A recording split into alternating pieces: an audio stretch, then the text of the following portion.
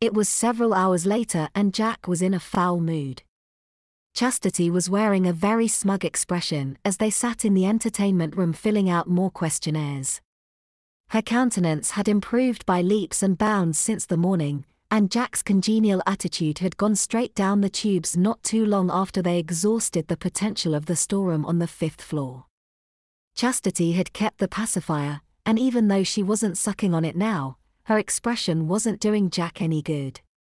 She looked at him and the smugness transferred to her smile. He caught it and glared at her. "Not a word," he warned.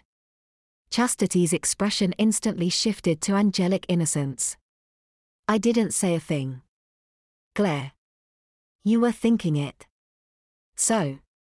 Chastity said, that oozing innocence having moved into her tone. "She might as well have been wearing a halo." Jack sighed and shut off his glare. "Okay. Fine," he grumped. "Say it." "Innocence." "Say what?" she asked, her pretty brown eyes wide. Jack only looked at her. Finally, her innocent look broke and it was replaced by a smug grin. "The look on your face was hilarious," she exclaimed. Jack heaved another, much put-upon sigh. "Oh come on," she cooed.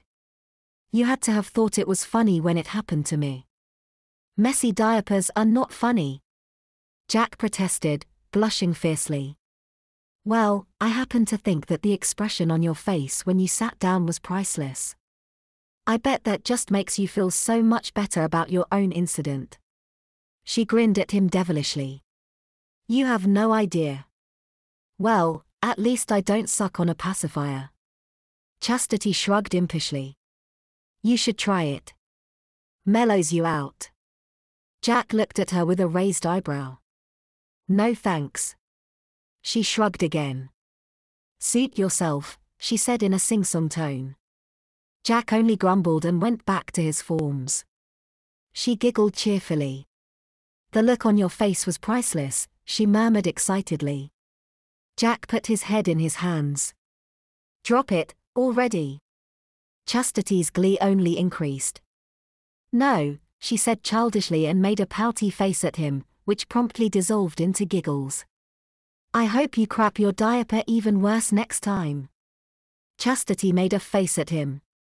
"Liar." "Okay, well. I hope your diaper leaks, then." She outright laughed at him. "You have got to be the worst liar I have ever met." Jack sighed heavily. "There's no living with you, you know that." Chastity grinned at him and put her pacifier back in her mouth, and struck the cutest pose she could possibly do. When Jack saw it, his expression became mournful. "And now I have to put up with the teasing." Chastity removed her pacifier and stuck her tongue out at him.